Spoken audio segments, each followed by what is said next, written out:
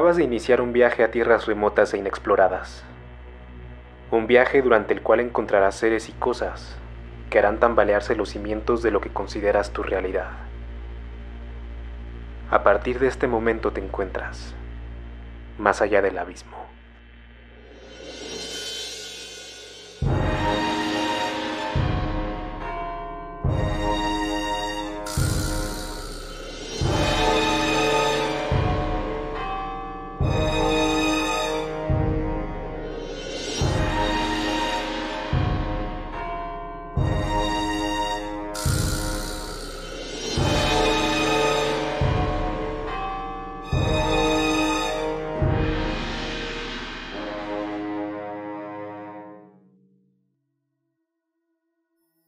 Buenas noches, bienvenida y bienvenido a Más allá del abismo. En este podcast te encontrarás historias originales de terror, suspenso y ciencia ficción, además de que te platicaremos los casos más interesantes, misteriosos y perturbadores de la historia. Así que prepara tus nervios, porque quizás no te has dado cuenta, pero desde que le diste play te encuentras más allá del abismo. Gracias por acompañarnos en este último episodio de este 2020. Un año que, como todos sabemos, ha sido muy caótico, pero al menos no podemos decir que no fue interesante, ¿verdad?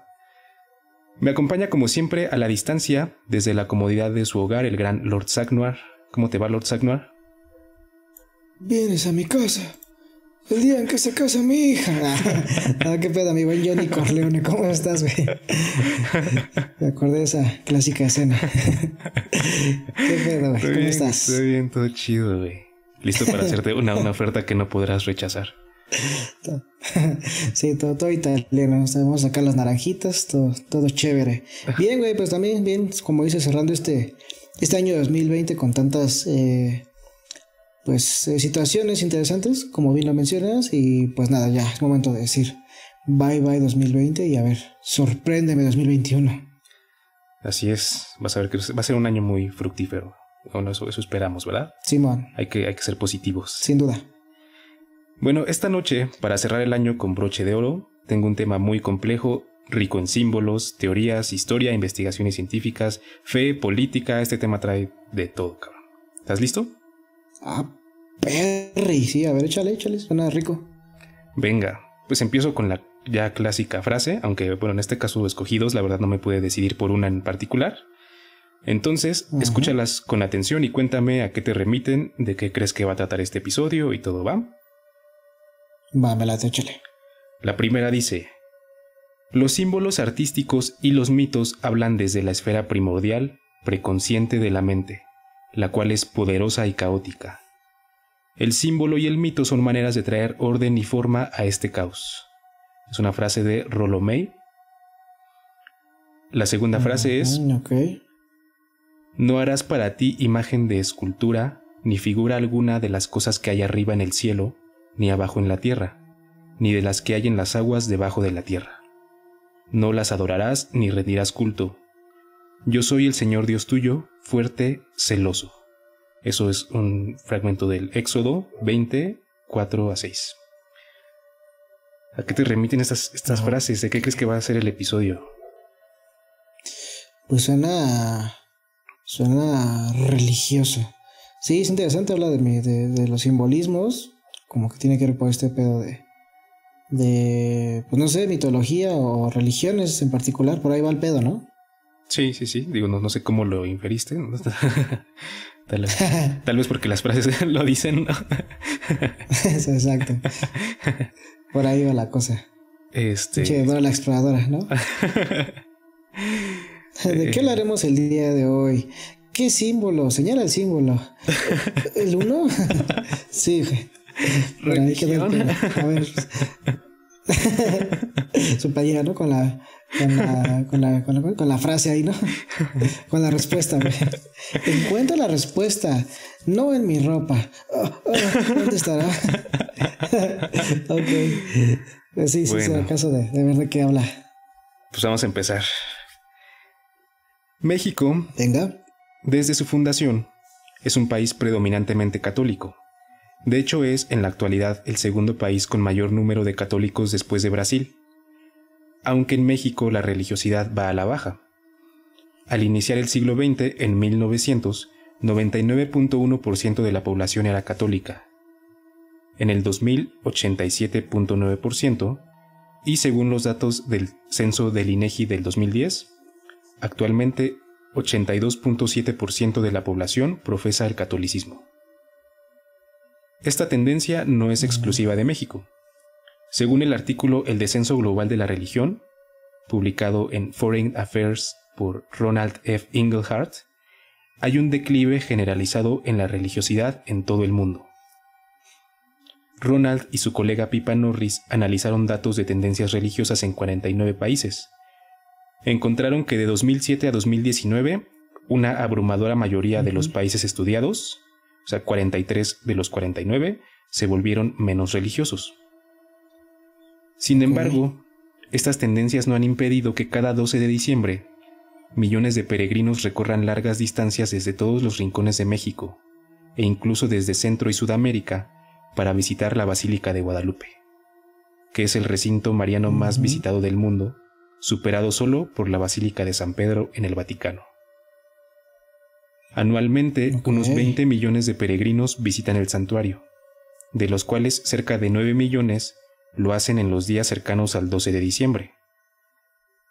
En 2019, la alcaldía Gustavo A. Madero informó que 10.916.737 feligreses asistieron a la Basílica de Guadalupe en 3.423 peregrinaciones del 1 al 12 de diciembre para festejar a la Virgen en el aniversario 488 de las apariciones en el Cerro del Tepeyac. Esa cifra es más que la población de Suecia. Ah, cabrón. En ese año, también se reportó que se recolectaron 722 toneladas de basura en las inmediaciones de la Basílica de Guadalupe. Entonces, ¿qué es lo que cada año atrae a tal cantidad de personas a la Ciudad de México? ¿Cuál es ese símbolo tan poderoso que desde hace siglos mueve masas a través de la fe y del cual importantes figuras del entretenimiento mundial como Carlos Santana, Justin Timberlake y Bruno Mars son devotos? Esta noche vamos a hablar de la Virgen de Guadalupe y la verdad tras su milagrosa aparición. ¿Cómo ves? ¿Qué sabes del tema? Platícanos. Ay, cabrón, pues obviamente lo narramos en el episodio de Mitos y Leyendas de México, si no mal recuerdo. Sí, que yo vivía cerca de ahí, vivía muy cerca, a 20 minutos a lo mucho en coche. Entonces sí me tocaba todo esto. Y luego el vivir, deja tú vivirlo, o sea, como una persona citadina que está a metros. También como una persona mexicana criada en una familia, ¿cómo llamarlo? Pues religiosa, tradicional sería la palabra. ¿Sí? Pues también me crecí en el catolicismo, entonces también la Virgen de Guadalupe pues es una figura que yo he visto como una figura sagrada a lo largo de mi vida. Entonces pues también he hecho algunas, no peregrinaciones, pero sí en algunos rituales que llegué a vivir con mi familia, pues ella como la figura. Entonces sí, de hecho tuve una experiencia ahí como medio interesante con ella, que ya comentaré más adelante, vale. que me llevó como siempre a tener mi idea sobre la Virgen de Guadalupe Santísima. Y entonces está muy interesante el tema, me llama la atención, así que seguro habrás encontrado cosas muy interesantes. Sí, hay muchísimo que hablar de este tema, de verdad. De verdad, yo estoy seguro que nos vamos a quedar cortos, porque para hablar de forma extensa de este tema necesitaríamos horas y horas y horas, ¿no? Pero todos, creo que todos tenemos hasta cierto punto como mexicanos, cierta relación con la figura de la Virgen de Guadalupe. Entonces, antes de continuar, quisiera mencionar que vamos a abordar este tema de una manera respetuosa, objetiva, pero sobre todo crítica, basándonos en evidencias y fuentes serias y confiables en la medida de lo posible, por supuesto. Sí, nada de fuente Arial 12, ¿no? Exacto, sí, exacto. Sí, no, y qué bueno que lo mencionas, que es un tema pues digno de respeto, te repito, como todo mexicano y como toda persona, que al final de cuentas hablamos de una religión. Y igual saben que pues hago mi desmadre, hago mi comedia, pues igual sin llorar, ¿no? Sin llorar, es como sin Yolanda, Mari Carmen. Así que yo voy a estar cotorreando, espero no ofender a nadie ni a nadie aquí, así que a darle. Sí, de eso se trata, ¿no? Hay que pasárnosla chido y pues hablar también de este tema de forma objetiva y clara. Totalmente. Entonces, bueno, primero un poco de contexto. ¿Quién o qué es la Virgen de Guadalupe? Nuestra Señora de Guadalupe es una aparición mariana de la Iglesia Católica de origen mexicano, cuya imagen tiene su principal centro de culto en la Basílica de Guadalupe, ubicada en las faldas del Cerro del Tepeyac, en el norte de la Ciudad de México. En el catolicismo, una advocación mariana es un modo de referirse a misterios, apariciones, dones o atributos de la Virgen María, que es la Madre de Jesucristo, o a circunstancias históricas o geográficas que rodean a la devoción de una imagen determinada. Es decir, en este caso en particular, nos referimos a una aparición milagrosa de la Virgen María que ocurrió en el Cerro del Tepeyac, y también nos referimos a un objeto especial, que es la evidencia principal de dicho milagro, y me refiero por supuesto a la tilma de Juan Diego, en donde quedó plasmada la imagen de la Virgen para ser adorada en la Basílica de Guadalupe. Entonces, como prácticamente todos los mexicanos, has escuchado acerca de la Virgen de Guadalupe, y pues ahora sí, platícanos un poquito cuál ha sido tu experiencia con esta figura, Lord Sagnar. Ok, pues mira, de hecho, que ahorita que lo comentas me acordé de que desde chiquito, más allá de la casa, o sea, me refiero a mi familia, se me inculcaba la religión católica. En algún punto en la primaria, en sexto de primaria, me pusieron un documental, güey, de la Virgen de Guadalupe. Sí. No un documental, fue como una pequeña película animada de Juan Diego. O sea, justamente cómo va Juan Diego y hace toda su travesía y todo el pedo y llega así con... Tilma se llama, pues así que no sabía el nombre de la prenda. Ajá. Pero bueno, esta manta, yo le diría manta, Tilma, y cómo sacaba las rosas y todo el pedo y dices, ay, cabrito, ¿no? Sí está chida la historia, y así como, no, Santísima Virgen de Guadalupe, por favor, cuídame, bendíceme, ¿no? Sí. Porque pues era chavito y hacía como, wow, el poder sagrado de lo que es la religión. Y listo, o sea, te repito, siempre con esta idea de respeto, porque pues es lo que me inculcaron. Y esta experiencia pues me lleva a ser, pues digamos, un mexicano promedio que tiene esta idea, porque hablando un poquito de contexto real de México, los que no sean de México, los escuchas de otros países, por ejemplo, a los japoneses les podría decir que la Virgen de Guadalupe simboliza prácticamente como un Konnichiwa, Itama, ¿cierto? No. No es cierto. La Virgen de Guadalupe acá es una referencia muy importante, porque tú puedes ir a cientos de locales mexicanos de comida. Ajá. Y va a estar la imagen de la Virgen de Guadalupe y dirás, pues qué pedo, ¿por qué? O sea, ¿qué hace ahí? Sí. Puedes encontrar a veces a la Virgen y la ausencia de Jesucristo. O claro, puedes encontrar una figura que también es como muy polémica aquí en México, que sería la Santísima Muerte, y que pues obviamente no guardan semejanza. Pero pues si tú eres un extranjero y llegas aquí a México, vas a encontrar como ese tipo de figuras en todos lados aquí en México y te va a sacar de pedo. Pero claro, como lo acaba de mencionar Johnny, pues la figura de la Virgen de Guadalupe es muy importante. Y no sabía este dato que me acabas de dar, de que es la segunda más, bueno, el segundo lugar más visitado a comparación con ¿cómo se llama el otro? La Basílica de San Pedro. ¿El del Vaticano? Sí. La Basílica de San Pedro, ¿no? Entonces sí, está cabrón, está muy interesante. Pero bueno, esa es mi experiencia como mexicano promedio que creció en el catolicismo. No sé tú qué experiencia has tenido con ella. Sí, nos contabas en un episodio previo, en el de los misterios y leyendas de México, que nunca has visitado la basílica. No la conoces por dentro, ¿verdad? No he tenido el gusto. Pero, bueno, sí tienes mucha razón en el sentido de que la Virgen de Guadalupe está en todos lados, no en paredes, en altarcitos, así en medio de la calle. En empresas, incluso. En empresas, en el taller mecánico al lado del calendario de Maribel Guardia, ¿no? O sea, está en todos lados, cabrón. Sí, es una figura muy importante. Sí. Y eso que te hablo de las partes que conozco de México, que es el centro y a lo mejor las zonas aledañas. Sí. Pero pues no dudo que en otras partes de México, en otros estados, también sea como la figura más representativa. Y en otros países, güey. Estoy seguro que en Los Ángeles, por ejemplo, que hay una comunidad inmensa de mexicanos, latinos, hay también imágenes por todos lados de la Virgen de Guadalupe. Ándale, sí, seguramente. Y en los brazos de los cholos. Y bueno, vamos a pasar a sí, la historia de la aparición y la construcción del templo, ¿va? Ok, a ver qué pasa ahí. Bueno, corría el año de 1531. Apenas 10 años antes se había consumado la conquista de México con la toma de la Gran Tenochtitlán por parte de las huestes de Hernán Cortés, dando pie a la creación de una nueva entidad, el Virreinato de Nueva España. Como bien sabemos, fue un choque cultural colosal. Para los nativos, en apenas 10 años, su visión del mundo cambió radicalmente. Antes estaba el Templo Mayor con sus altares y adoratorios a Huitzilopochtli, Coyolxauhqui, Tlaloc, estaba el Zompantli con las cabezas de los sacrificados, y de repente están los frailes franciscanos realizando bautizos, predicando la fe católica y quemando códices. ¿Ok? Es muy importante tener esto en cuenta para intentar, aunque sea un poco, ponerte en el lugar de las personas originarias de México, Tenochtitlán.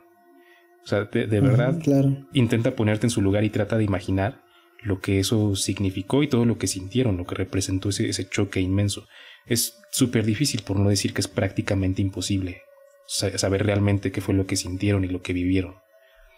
O sea, lo más cercano que se me puede ocurrir es que nos conquistara una raza extraterrestre, güey. Porque ya ni siquiera hablar de otra cultura de este planeta, porque vivimos en un mundo tan globalizado que ya sabemos un poco de todo, de los japoneses y de lo que ocurre en otros lados, ¿no? Ya sabemos qué hay del otro lado del mundo. Pero para la gente de México, pues no fue el caso. Su mundo se derrumbó de repente, sin esperarlo, por alguien de quien no tenían la menor idea de su existencia. Sí, claro, sí debe ser una experiencia muy, no sé, pues, traumática. Digo, con lo que dices, imagínate creer en una religión politeísta y que de repente te obliguen a que, pues no, mis huevos, ¿no? O sea, vamos a meter otras cuestiones y eso, porque digo, hablando del tema de la fe particularmente, que creo que es el que estamos abordando, sí. Pues es un tema delicado, güey. O sea, tú crees en algo porque consideras que eso es algo simbólico para ti y has tenido una conexión en teoría espiritual con eso. O sea, si tú bailas toda la noche como lo que sea, ¿no? O sea, el paso del perrito, güey, o lo que sea, has dicho como el paso, y llueve y dices, no mames, hice que lloviera, güey. O sea, yo te he visto bailar y sé que llueve después, o sea, eso es un hecho que no dudo, güey. Claro, es cierto. Pero sí, güey. Exacto. Pero sí conectas con esa idea, así como vamos a bailar para que llueva y tengamos las cosechas, la diosa de la madre tierra, la diosa de la tierra, la diosa de todo. Y de repente que te digan, no, ni madres, eso, tu fe es una mierda y desaparécela, pues está muy cabrón. O sea, sí lo imagino, si me pasara a mí estaría muy cabrón. Claro que sí. Está muy intenso, pero bueno. Lo que sigue son fragmentos del Nican Mopowa, que se traduce como Aquí se narra, que es el texto que recoge la historia del milagro de la Virgen de Guadalupe. Estos fragmentos que te voy a narrar a continuación son parte de la traducción del presbítero Mario Rojas Sánchez. Dice: 10 años después de conquistada la Ciudad de México, cuando ya estaban depuestas las flechas, los escudos, cuando por todas partes había paz en los pueblos, el año 1531, a los pocos días del mes de diciembre, sucedió que había un indito, un pobre hombre del pueblo. Su nombre era Juan Diego, según se dice, vecino de Cuautitlán. Era sábado, muy de madrugada, y al llegar cerca del cerrito llamado Tepeyac ya amanecía.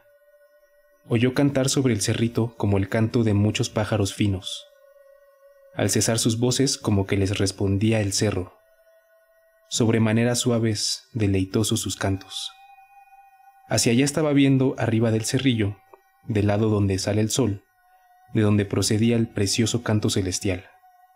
Y cuando cesó de pronto el canto, cuando dejó de oírse, entonces oyó que lo llamaban, de arriba del cerrito. Le decían Juanito, Juan Dieguito. Luego se atrevió a ir a donde lo llamaban y cuando llegó a la cumbre del cerrillo, lo vio una doncella que allí estaba de pie. Lo llamó para que fuera cerca de ella. Escucha esto, me gusta mucho cómo lo narra. Ok, suena poético, a ver. Sí. Su vestido relucía como el sol, como que reverberaba, y la piedra, el risco en el que estaba de pie, como que lanzaba rayos. El resplandor de ella como preciosas piedras, como ajorca, todo lo más bello parecía. La tierra como que relumbraba con los resplandores del arco iris en la niebla, y los mezquites y nopales y las demás hierbecillas que allí se suelen dar parecían como esmeraldas. Como turquesa aparecía su follaje, y su tronco, sus espinas, sus aguates relucían como el oro. En su presencia se postró, escuchó su aliento, su palabra, que era extremadamente glorificadora, sumamente afable, como de quien lo atraía y estimaba mucho. Le dijo: «Escucha, hijo mío, el menor, Juanito, ¿a dónde te diriges?». Y él le contestó: «Mi señora, reina, muchachita mía, allá llegaré, a tu casita de México Tlatilolco, a seguir las cosas de Dios que nos dan, que nos enseñan quienes son las imágenes de nuestro Señor, nuestros sacerdotes». Así es como comienza el Nican Mopohua, un texto corto que forma parte de un libro más amplio llamado Huey Tlamahuizoltica, publicado en el año de 1649, más de 100 años después de los supuestos acontecimientos. Ok.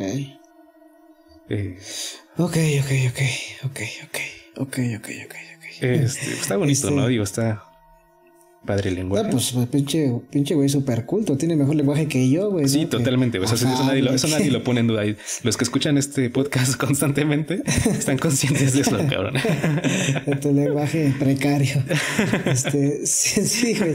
Sí, no. O sea, tener una descripción increíble, güey. Yo con pedos te describo algo, güey. O sea, la neta, este compa sí tenía un lenguaje chulo. Y aparte, me encantó toda la imagen romántica de... digo, pues, supongamos que no sabes que es una deidad, ¿no? Y pues así como de, ¿a dónde vas, hijo mío? Ah, no, pues acá, bien tierno dijo, ¿no? Como mi reina, mi no sé qué. Ajá. Sonó como muy cagado. Aparte, ahí hay un dato que luego no me cuadró, güey. A ver, cuéntame cuál. Pues dices que fue 10 años después de la conquista. Ajá. Y que había un indito, ¿no? Que pues ya entendí. Para empezar, Juan Diego, bueno, no sé si cuando llegaron los españoles, en vez de que tú te llamaras Tezcatlipoca, bueno, no, en vez de que te llamaras Cuauhtémoc, ahora te ibas a llamar Juan Pedro, ¿no? Sí, de hecho sí, o sea, cuando los bautizaban les daban un nombre cristiano. ¿Ya español? Sí. Chale, qué castroso, güey. Sí. Pobre Juan Diego. Sí, pobre Juan Diego. Pero bueno, entonces ahí me cuadra, ok.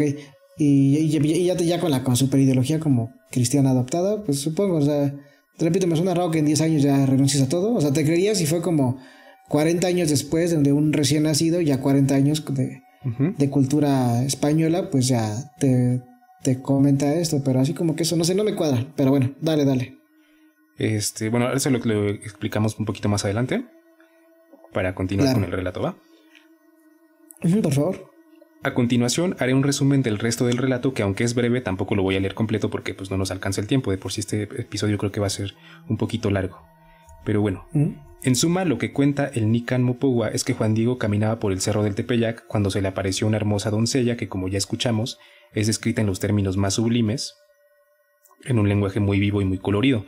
Pero bueno, esta doncella es la misma Virgen María, Madre de Cristo, quien le comunica con muchísima ternura que su objetivo es escuchar el llanto, la tristeza, remediar, curar todas las diferentes penas, las miserias y los dolores de los que confíen en ella.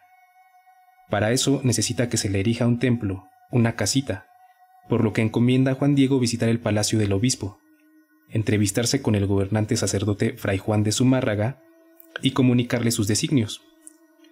Fray Juan, aunque lo recibe muy amablemente, por supuesto no le cree, por lo que Juan Diego vuelve al sitio donde vio a la Virgen por primera vez y la vuelve a encontrar. Le explica que el obispo no le creyó, la Virgen le pide que vaya de nuevo, Juan Diego va y le cuenta con todo detalle al obispo su encuentro con la Virgen, pero este le pide una prueba. En otro encuentro la Virgen le dice a Juan Diego: «Sube a la cumbre del cerrillo a donde me viste y te di órdenes. Allí verás que hay variadas flores. Córtalas, reúnelas, ponlas todas juntas. Estas diversas flores son la prueba, la señal que llevarás al obispo. De mi parte le dirás que vea en ellas mi deseo, y que por ello realice mi querer, mi voluntad. Y tú que eres mi mensajero, en ti absolutamente se deposita la confianza y mucho te mando con rigor que nada más a solas, en la presencia del obispo, extiendas tu ayate y le enseñes lo que llevas». Ok. Así lo hizo Juan Diego y extendió su blanca tilma, o sea, un manto hecho de fibras de maguey, en cuyo hueco había colocado las flores. Y así como cayeron al suelo todas las variadas flores preciosas, luego allí se convirtió en señal, se apareció de repente la amada imagen de la perfecta Virgen Santa María, Madre de Dios, en la forma y figura en que ahora está y en donde ahora es conservada en su amada casita, en su sagrada casita en el Tepeyac, que se llama Guadalupe. Y en cuanto la vio el obispo gobernante y todos los que allí estaban se arrodillaron. Mucho la admiraron, se pusieron de pie para verla, se entristecieron, se afligieron, suspenso el corazón, el pensamiento. Y el obispo gobernante con llanto, con tristeza le rogó, le pidió perdón por no luego haber realizado su voluntad, su venerable aliento, su venerable palabra. Y el señor obispo trasladó a la iglesia mayor la amada imagen de la amada niña celestial. La vino a sacar de su palacio, de su oratorio en donde estaba, para que todos la vieran. Muchos admiraron en qué milagrosa manera se había aparecido, puesto que absolutamente ningún hombre de la tierra pintó su amada imagen. Así concluye el Nican Mopogua. Es un resumen muy somero porque se narran más cosas. En un punto el tío de Juan Diego se enferma, la Virgen lo cura, etc. Pues hay más cosas, pero este es el resumen general. ¿Qué piensas de este relato del Nican Mopogua? Pues digo, lo igual del pequeño resumen que me das, que es justamente lo que recordaba de la película.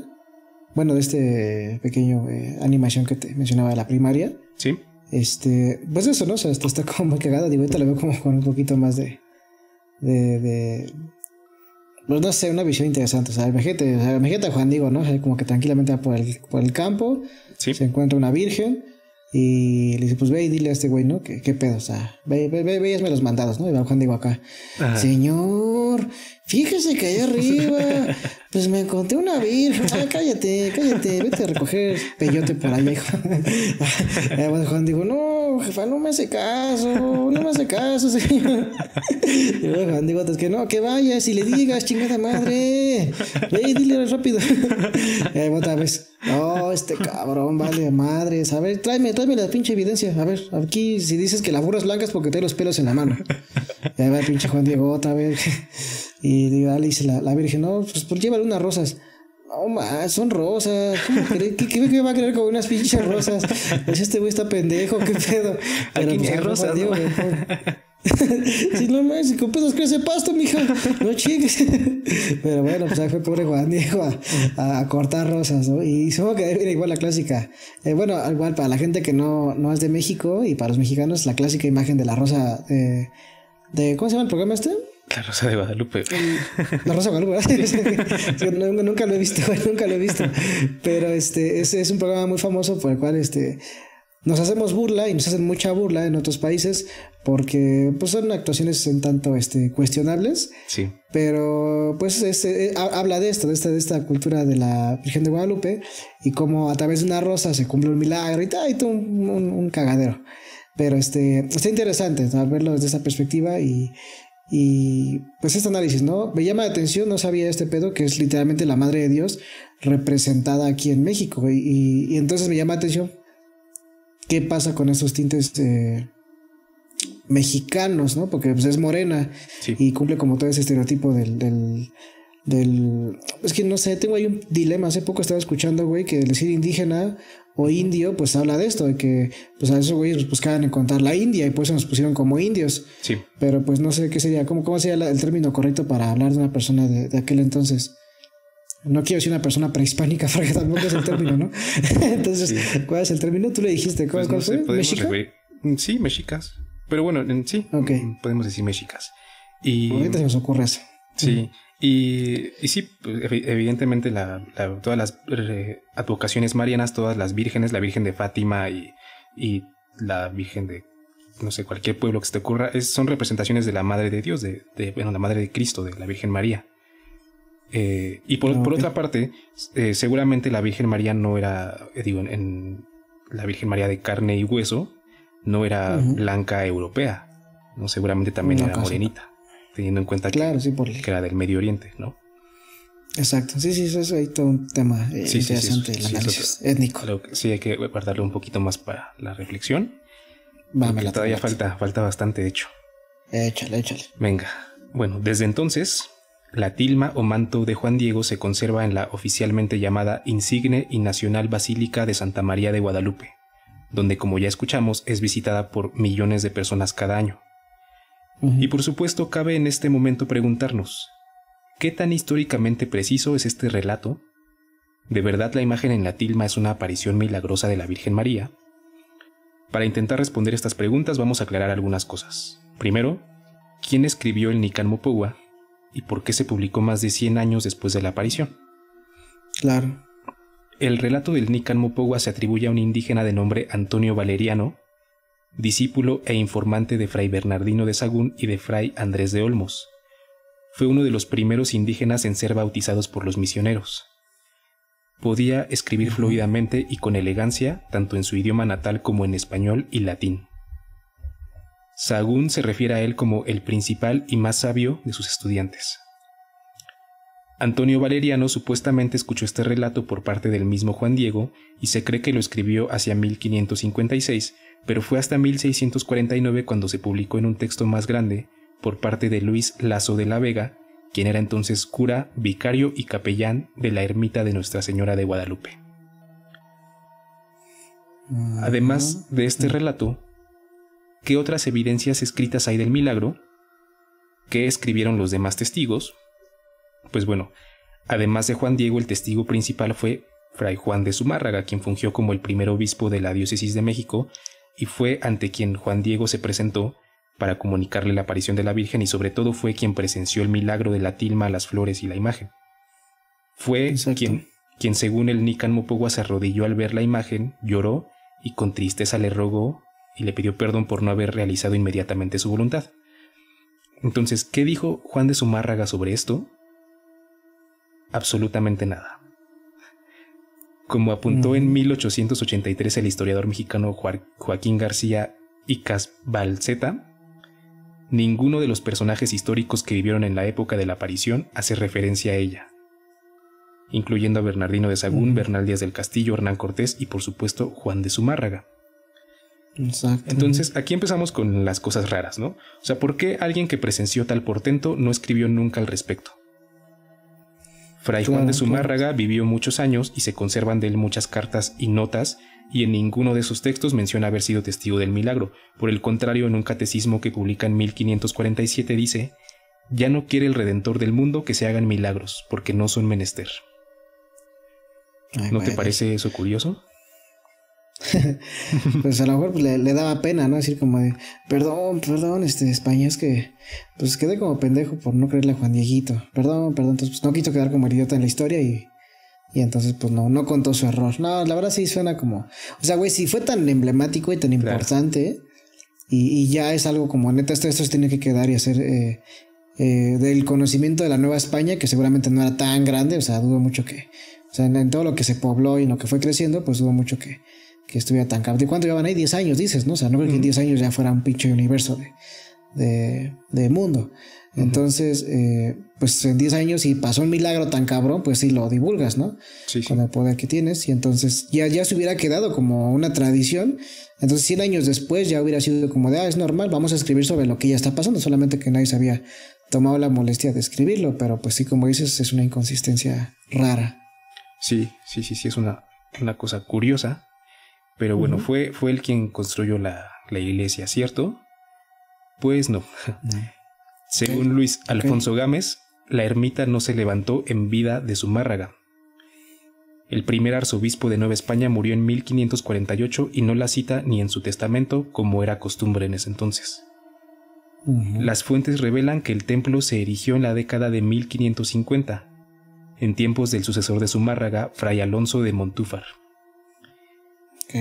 Este tal señor Montúfar, según el artículo Los negocios de un arzobispo, el caso de Fran Alfonso de Montúfar, de Edelia Ruiz Medrano, en abril de 1562, el segundo virrey de la Nueva España, don Luis de Velasco, entregaba al secretario de la audiencia una cédula real, donde se mencionaban una serie de acusaciones contra Montúfar.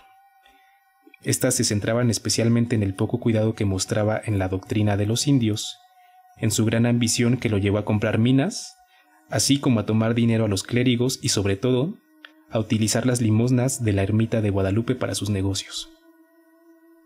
Dios mío, qué sucio. Sí, güey, ya empezamos con las cochinadas, cabrón. Qué bueno que eso pasó hace tantos años y no pasó. Me alegra saberlo. Qué bueno que ya se acabó todo eso, güey, ¿no? Qué chingón. Sí, no manches, pinche gente. ¿Qué pasa? Ok, entonces se hizo sus negociazos el morro. Sí. El señor, porque ya estaba mayorcito. Ok, entonces don Montúfar. A ver qué más dijo el perro. De hecho, el primer testimonio que se tiene de la Virgen es un sermón predicado en la Catedral de México el 6 de septiembre de 1556 por Montúfar. 2 días después, Francisco de Bustamante, dirigente de los franciscanos, pronunció un sermón ante el virrey y los miembros de la Real Audiencia. En ese sermón desacreditó los orígenes sagrados de la imagen, contradiciendo el sermón que Montúfar había predicado 2 días antes. Bustamante dijo: la devoción en esta ciudad, que ha estado creciendo en nuestra iglesia dedicada a Nuestra Señora, que han intitulado Guadalupe, es gravemente perjudicial para los nativos, porque les hace creer que la imagen pintada por Marcos el Indio hace milagros. Ok.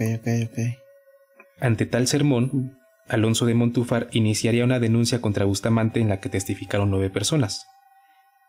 Según Gisela von Wobeser, ninguna de esas 9 personas mencionó las apariciones de la Virgen a Juan Diego, y sobre todo nadie se quejó de que el franciscano atribuyera el origen de la imagen al indio Marcos.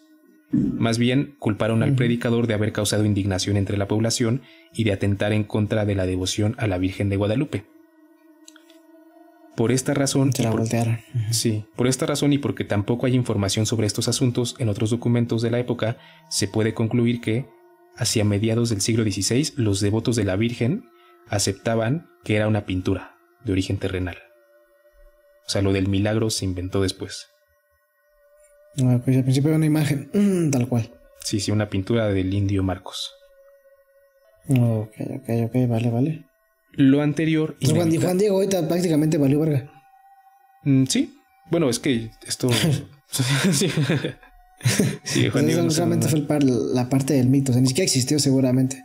Muy probablemente no, ya llegaremos un poco a esa parte. Ah, pobrecito, ok. ¿Por qué pobrecito, güey? Todo el pedo, güey. Pero yo hasta la había encarnado, güey. Ya imaginaba que haciendo mi cosplay de Juan Diego, pero bueno, pedo, güey. Okay. Ya la llevas de gane, güey, con tu bigotito y tu cabello ya. Creo que ya tienes gran parte del disfraz. Y tu tono de piel cartón, güey, sí, ya te parece color cartón. Sí, güey, lo cargo con dignidad. Ya me voy a hacer mi pinche cosplay para el siguiente año. Pero a ver, ok, dale. Lo anterior inevitablemente nos lleva a la tilma en sí, que creo que es la parte más compleja de este tema porque hay infinidad de datos contradictorios, infinidad de testimonios, estudios, algunos financiados por la iglesia, otros independientes. La verdad me resultó muy difícil encontrar mucha información fidedigna porque pues blogs y publicaciones hay miles, güey. Entonces, indudablemente tuve que dejar fuera muchos elementos porque si no este episodio duraría 16 horas. Pero bueno, en resumen, ¿qué información hay sobre los análisis que se han hecho a la imagen? Bueno, hay que precisar que la imagen tiene 1.75 metros de alto y 1.05 metros de ancho y la Virgen en sí misma mide 1.43. Ok. Pues bueno, en el artículo La mentira y la fe, publicado por la revista Proceso, se da cuenta de la investigación profesional encabezada por un exdirector del Centro Nacional de Registro y Conservación para Obra Mueble del INBA, que concluyó que la tela de la imagen guadalupana es una combinación de lino y cáñamo, un lienzo ordinario y común entre los pintores del siglo XVI. Ok. La tela fue preparada con pintura blanca y la imagen se elaboró con varios colores obtenidos del hollín del humo de ocote, de sulfato de calcio, óxidos de cobre y hierro, un compuesto de azufre y mercurio, así como a partir de la cochinilla mexicana. Norberto Rivera Carrera, arzobispo de México, comisionó un estudio en 1999 acerca de la factura del ayate. Leoncio García Valdés, un pediatra y microbiólogo que había trabajado previamente en el sudario de Turín, reclamó una inspección de fotografías de la imagen en las que descubrió 3 imágenes superpuestas en la tilma. La primera imagen sería la Virgen de Guadalupe, de Extremadura, España, con las iniciales M.A. En la segunda pintura la misma Virgen de Extremadura pero con rasgos indígenas y en la tercera la Virgen de Guadalupe del Tepeyac que conocemos hoy en día. Ok. O sea, tuvo sus retoques, pues. Sí, porque se veía más chula. ¿Cómo se llama esa imagen que me daba mucha risa en el 2006, 6, 7, ¿no? No sé cuánto fue. Como 2010 y tantos, ¿no? De un Cristo que fue... sí, la restauración, sí, el hecho... El hecho homo, ¿no? De doña, ¿cómo se llama la señora? Se me olvidó su nombre. Doña Cecilia. Doña Cecilia, sí. Sí. Ese hecho homo fue de los primeros memes que gobernó Facebook, pero bueno, que algo así pasó entonces. Ajá. De hecho, el experto José Sol Rosales señaló que la obra ha sido repintada en varias ocasiones a través del tiempo, destacando modificaciones en la cara y las manos. Mencionó también que algunos de esos retoques se realizaron en el siglo XX. En el artículo Antecedentes iconográficos de la imagen de la Virgen de Guadalupe, Gisela von Wobeser dice que la imagen de la guadalupana recoge características iconográficas que corresponden a cánones europeos, en particular de un modelo denominado Mulier Amicta Sole, o la mujer rodeada del sol, proveniente de los Países Bajos y de Alemania. Este modelo procede conceptualmente de una descripción que hace San Juan de la mujer celestial en el Apocalipsis del Nuevo Testamento, que la descripción dice una mujer vestida de sol, con la luna bajo sus pies y una corona de 2 estrellas sobre su cabeza. Me cuadra, ajá, interesante. En sus palabras, el modelo de la Mulier Amicta Sole, que coexistió junto con otras maneras de representar a la Virgen, se utilizó ampliamente en la imaginería religiosa desde la Edad Media, primero en Flandes y Alemania y posteriormente en todo el mundo católico. ¿Ok? Como mencioné previamente, se ha hablado de figuras que pueden verse en las pupilas de la Virgen, de una melodía que se puede representar colocando las estrellas de su manto como notas en un pentagrama, de que la tilma es enorme para haber pertenecido a una indígena que muy probablemente era de baja estatura, que Juan Diego tenía que haber medido 2,30 metros para usar cómodamente un ayate de ese tamaño, pero pues de nuevo son cosas bastante difíciles de corroborar, güey. ¿No? Lo de la melodía y las figuras de las pupilas. No sé si has visto eso, güey, las pupilas de la Virgen. Apenas vi, creo que en justamente esas fechas que pasaron, que algo así vi en un video de YouTube, pero no lo vi, solamente vi el clásico clickbait. Ajá. Pero no sé de a qué se refiere. ¿Tú sí lo sabes? Sí, se supone que han hecho algunos oftalmólogos análisis con microscopios de las pupilas de la Virgen de Guadalupe y encontraron ahí figuras de personas que representarían a Juan Diego, a Fray Juan de Zumárraga y a la gente que estuvo ahí en el momento. O sea, como que es, digamos, captura el momento exacto en el que se dio el milagro, ¿no? Pero ¿se supone? No, o sería con la nueva pintura quedó así. Bueno, o sea, yo vi las imágenes, güey, se ven manchitas ahí, ¿no? Ya que le encuentren forma es otra cosa. Pero pues ya cada quien, ¿no? O sea, cada quien sus interpretaciones, ¿no? Sí, o sea, claro. De nuevo, como muy forzado. Sí, como dije, son cosas bastante difíciles de corroborar. No sabía eso, no sabía esa parte. Sí, también lo de la melodía de las estrellas, o de que supuestamente las estrellas corresponden perfectamente con la posición del firmamento en el momento de la aparición, ¿no? Que de nuevo son cosas que yo al menos no puedo corroborar, no encontré fuentes 100% fidedignas. O sea, lo encontré en artículos por ahí regados, por lo general de fuentes católicas, pero no no encontré realmente información muy objetiva con respecto a eso. Claro, oye, pero, bueno, y tú que eres músico, a ver si es cierto, como decía el comentario la otra vez, a ver, tú que eres músico, o sea, ¿y no viste si existía esa supuesta sinfonía? No, ¿qué crees que no revisé? No revisé la partitura, no la vi. Okay. En algún momento recuerdo hace mucho tiempo vi en un programa de esos tipo Extra Normal o Al Extremo, uno de esos, okay, que reproducían esa melodía y la verdad se me hizo bastante X, ¿no? Bastante cualquiera, pero la verdad ya para esta investigación como tal no lo busqué, tengo que ser sincero, pero tal vez me voy a dar la tarea de escucharla, de reproducirla, no estaría mal. Sí, yo pensé que era la clásica melodía de La Guadalupana, la Guadalupana. Pensé que era esa, pero si no es esa, entonces no sé cuál será la famosa sinfonía. No lo sé, no es una sinfonía, es una melodía, pero sí la voy a revisar. Perdón, siempre confunde esa palabra. Sí, siempre confundes eso, qué pedo. Pero bueno. Sí, güey, se me va el pedo. Dale. Aunque en suma podemos inferir que la imagen es una pintura hecha por manos humanas, por un pintor del que incluso tenemos el nombre, un tal Marcos Zipac o Marcos Aquino, de quien no se tienen muchos datos, el historiador Augusto Vallejo de Villa indica que este tal Marcos nació en 1517 y murió a más tardar en la primera mitad de los años 80 del siglo XV. Era un tlacuilo, es decir, un pintor prehispánico que tras la conquista estudió pintura en la Escuela de San José de los Naturales, abierta por Fray Pedro de Gante.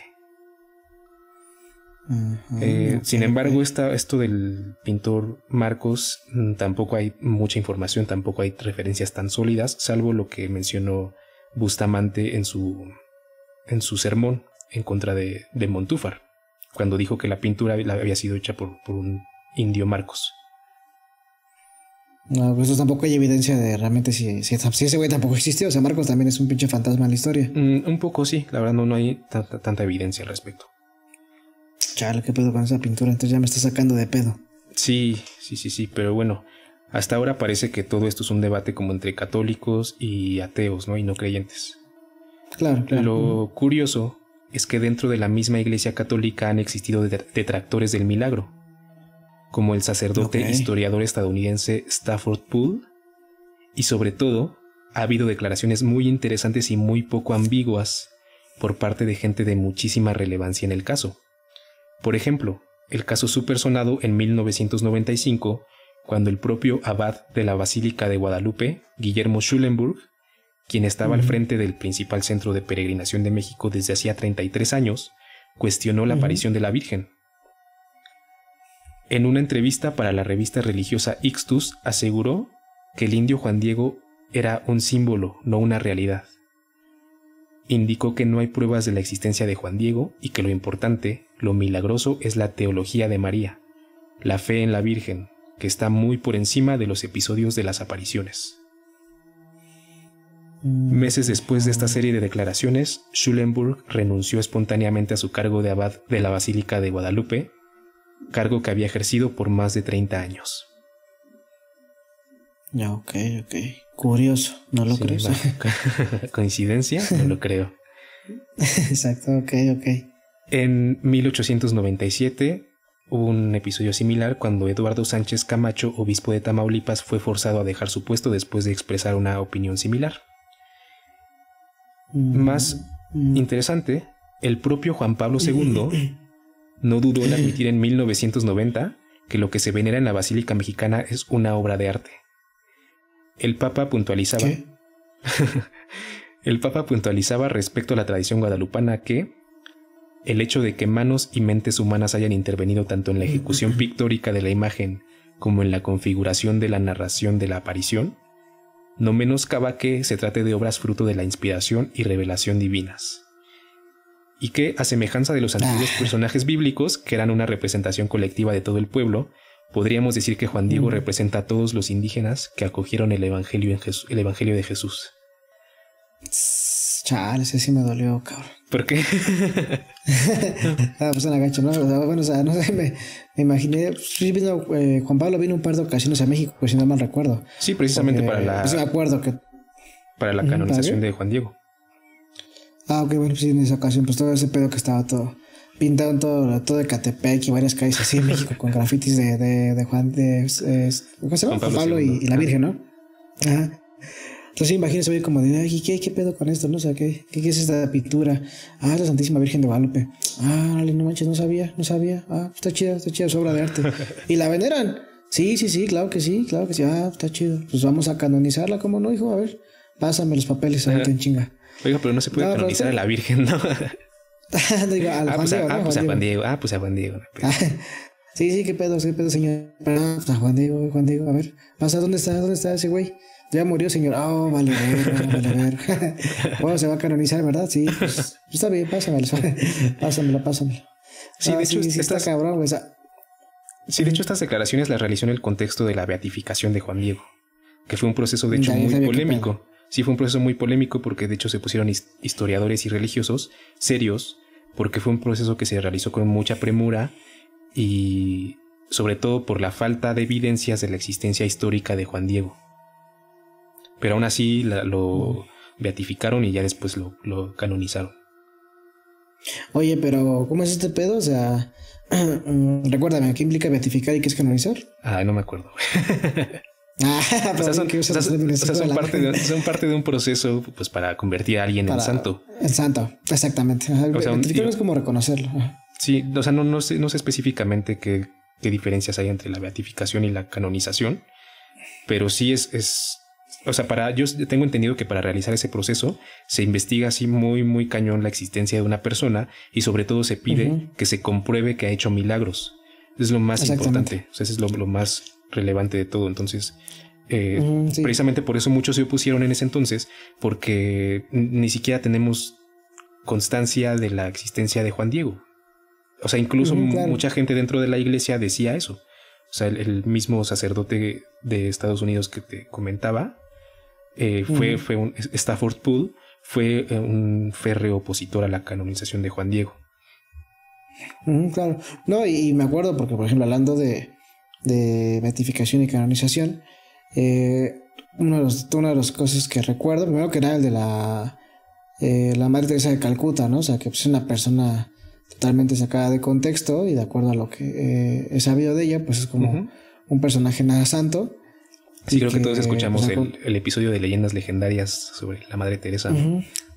Claro, sí, yo también sabía un poquito de eso antes. Sí. Si no lo han escuchado, chequenlo, está bueno. Sí, está muy bueno, la verdad sí lo abordan de una manera muy bonita. Muy bonita. Muy bonita. Bueno, no es bonito, porque realmente todo lo que dijo todo lo que hizo ese personaje no está bonito. Sí. Pero me alegra que lo hayan abordado chido. Pero referente a eso, sí es el tema de que, pues igual, ¿no? O sea, te beatifican, te limpian, te canonizan y ya es un santo.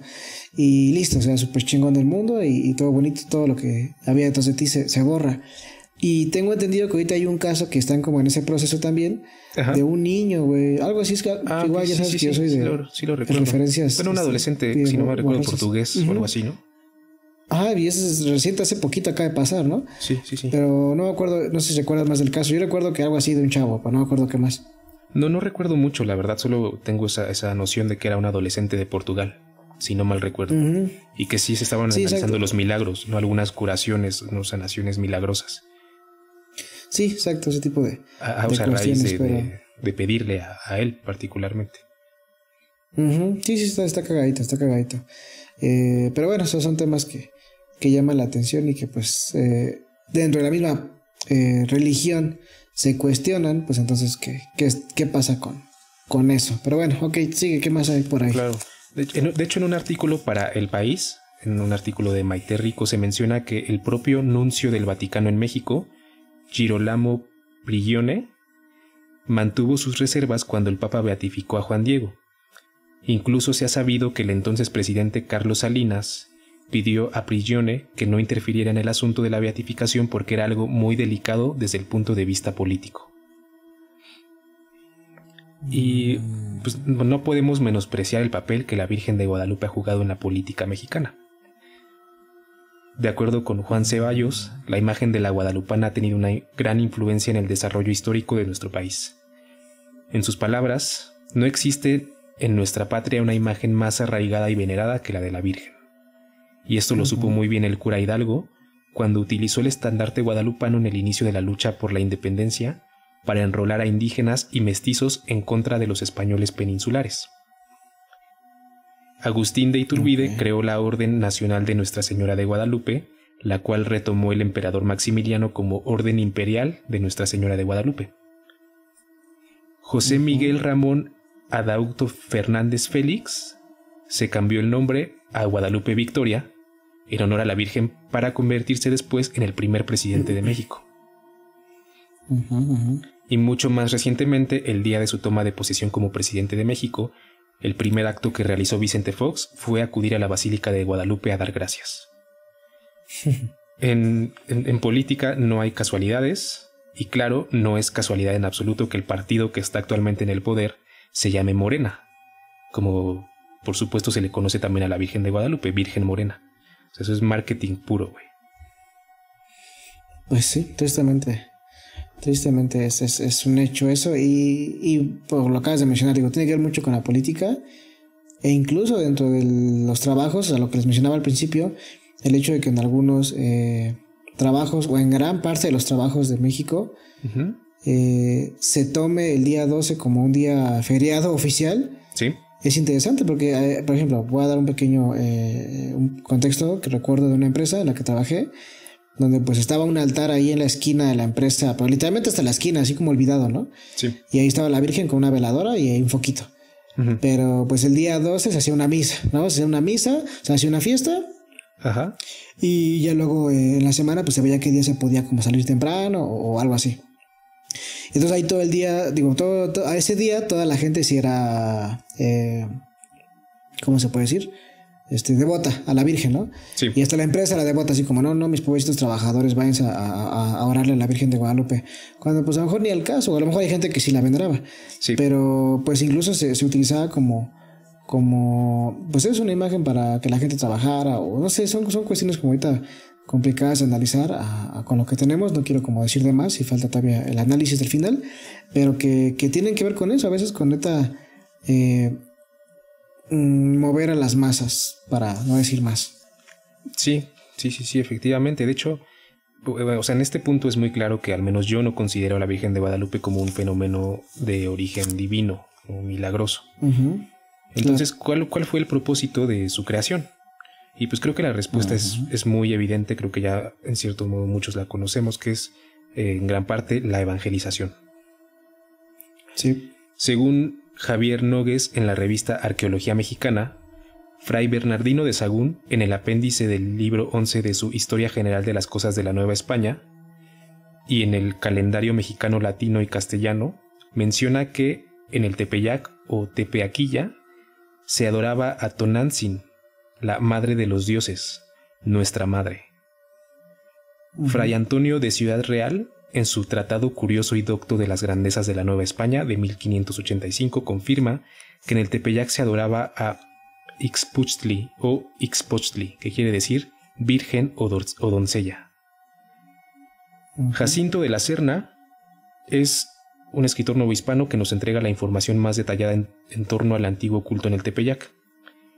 En su Manual de Ministros de Indios para el conocimiento de sus idolatrías y extirpación de ellas, escrito antes de 1661, dice: en el Cerro de Guadalupe, donde hoy es célebre el santuario de la Virgen Santísima de Guadalupe, tenían estos un ídolo de una diosa llamada Ilamatecutli o Cuscamiao, o por otro nombre, y el más ordinario, que era Tonán, a quien celebraban fiesta el mes llamado Tititl, 10 y 7 de un calendario y 10 y 6 de otro.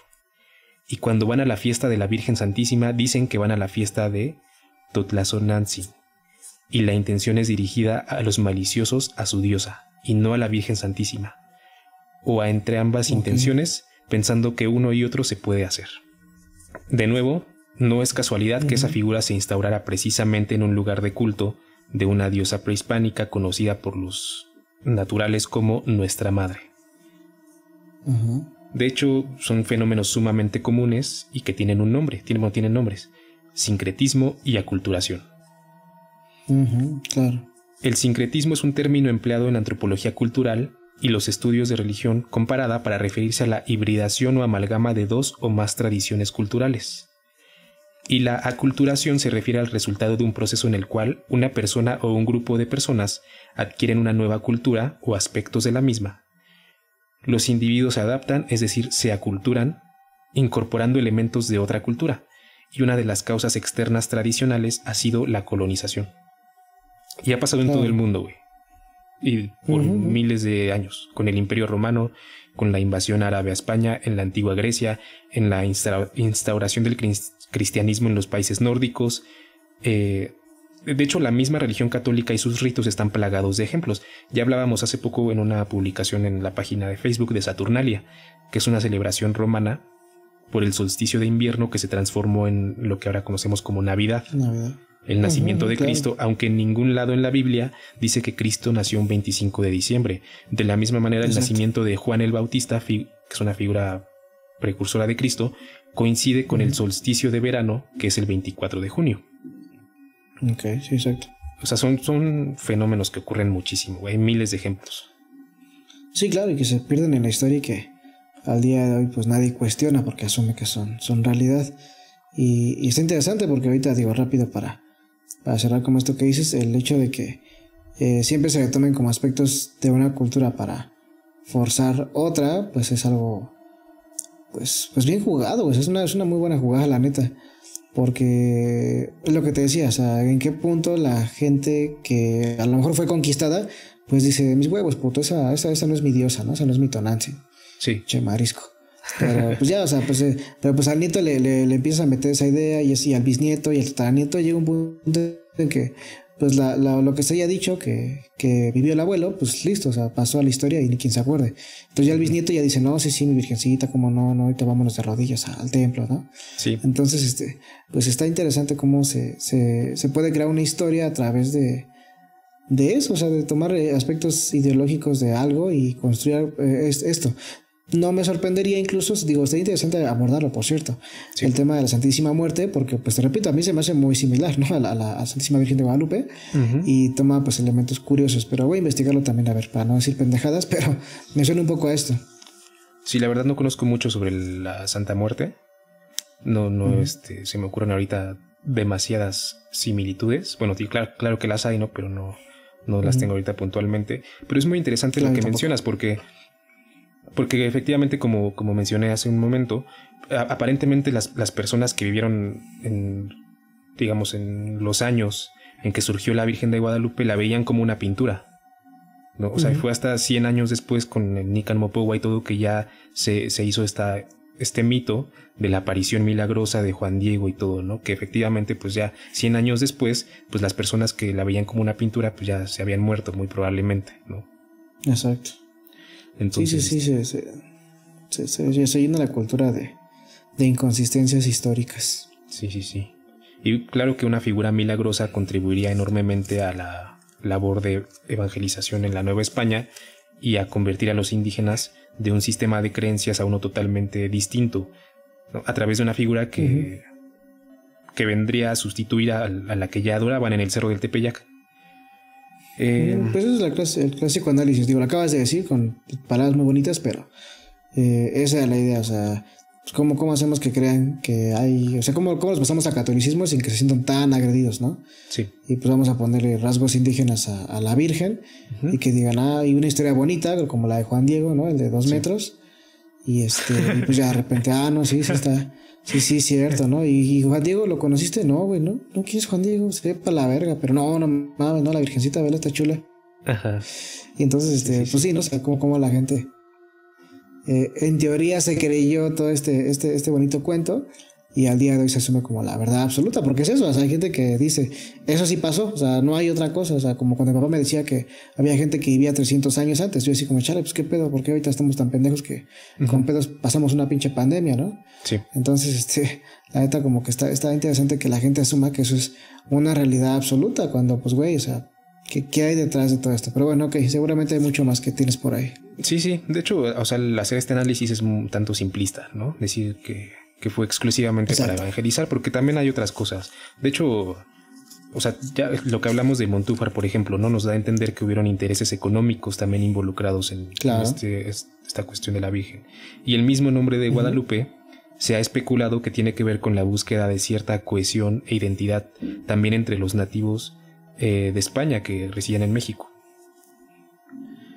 A este respecto, el nombre de Guadalupe es un topónimo de origen árabe andalusí que significa río del lobo y que se pronunciaría en su origen árabe Wad al-Lub. Hay muchos otros topónimos de origen árabe que empiezan con Wad, como Guadalajara, Guadarrama, Guadalquivir, Guadiana. Guadalajara, por ejemplo, significa río de piedras, Guadalquivir, río grande, etc. Entonces, ¿por qué la Virgen tiene ese nombre?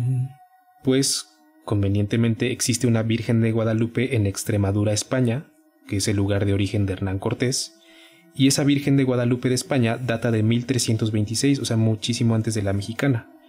De hecho, Cristóbal Colón ya había bautizado una isla con el nombre de Guadalupe en 1493. No podemos... Sí. O sea, no podemos decir... Nada, me imagino ese güey llegando a todos pinches lados y diciendo, así se va a llamar aquí a la verga, conquistando como pinche loco, pero bueno, ok. Sí, plantando su bandera, ¿no? Así bien de huevos. Sí, Cristobalito, hijo de la verga, pero que no se le odia, son cuestiones que también podemos abordar posteriormente, pero bueno. Sí, Pues bueno, no podemos decir, sin embargo, que la Virgen mexicana sea una copia de la extremeña, ya que esta última no es una pintura, sino una escultura de madera. Y según O'Gorman, se le impuso el nombre de Guadalupe para transferirle el prestigio de la imagen española, particularmente atractivo para los novohispanos por la devoción que le tenían Hernán Cortés y otros conquistadores. Ok. En resumen sobre todo este caso, es que nuestra intención no es minar la fe de nadie, ¿no? Claro, para nada. De hecho, en palabras del mismo O'Gorman, la fortaleza de la fe es invulnerable a los asaltos de la razón. Me conforta saber que nada de cuanto diga puede minar la creencia en la verdad histórica del prodigio del Tepeyac, ni quitarle a quien la abrigue el consuelo de la devoción que lo venere. Y al admitir eso, reconozco el grado que nuestra historia guadalupana tiene una vertiente de espiritualidad, de atracción popular y de sentimiento nacionalista que aquí dejo intacta. Quizás su dimensión esencial por estar más allá de las disputas de los hombres. Eso estoy totalmente de acuerdo. Yo creo que es un pendejo y sigo creyéndolo. Es mi creencia y le rezo todos los días a eso. No, güey, para nada. O sea, sí, pero sí es muy cierto. O sea, que cuando tú crees en algo fervientemente, por más que te digan lo contrario, pues no lo vas a mover. Y ahora sí, digo, creo que ya estamos como culminando un poco lo que nos trajiste. Sí. Pero haciendo un poco paréntesis, ahora sí cuento mi anécdota con la Virgen y por eso también yo era como muy devoto en algún tiempo. Yo tenía aproximadamente unos 12 años. La vez pasada también, el de Leyendas y Mitos de México, contábamos esto. Yo fui a un Vía Crucis justamente. Sí. Y bueno, en este Vía Crucis, aquí en la iglesia donde acudimos, se cargaba la imagen de la Virgen. No sé por qué. Una virgen que tenía su ropa, su túnica, no sé cómo se llama, sí, de color como morado brillante, ¿ok? No sé cuál es el tipo de tela. Total, el caso es que pues ahí vas cargándola por toda la colonia y llegas a un punto en que están estas estaciones, no sé cómo se llaman. Ajá. Las paradas, algo así, no me acuerdo. Y pues ahí tienes que ir rezando y cantando y todo ese desmadre. Entonces, en una de ellas... Exacto. Dios mío. Sí, exacto. Entonces, en una de esas paradas, me acuerdo que de repente por la parte de atrás me empujan. Y entonces, yo volteo así como, ¿qué pedo, no? O sea, como, ¿quién osó tal atrevimiento? Pinche mamala, ¿no? Tal afrenta mío, ¿no? Exacto. Y pues ya agarré y volteé como de, ¿qué pedo? Y pues nada, o sea, me acuerdo, o sea, bueno, no volteé así como tan recio, sino volteé así como de reojo, tranquilamente a ver qué había pasado, quién se había equivocado en su andar.